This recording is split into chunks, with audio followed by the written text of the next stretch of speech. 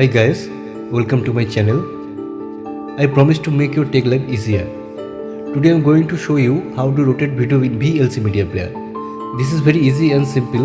You can do it very easily. Just follow few steps.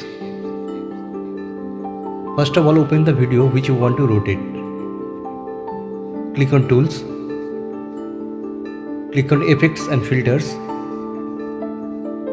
Click on Video Effects. Click on Geometry. Tick the transform. After you ticking the transform, you can see there are some options. Select your option, which style you want to rotate, and then click the close button. Your video is already rotated.